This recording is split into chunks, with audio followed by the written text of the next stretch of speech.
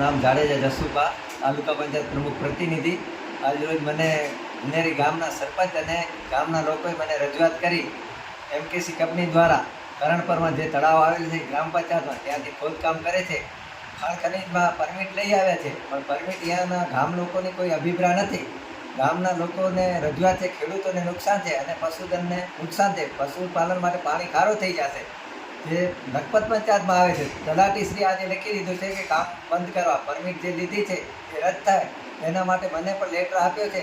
આપણે પ્રાંત સાહેબને મૌખિક કીધું હતું 2 દિવસ અગાઉ. મામલેદાર સાહેબને ફોન કર્યો છે, નાયબ મામલેદારને કર્યો છે ફોન.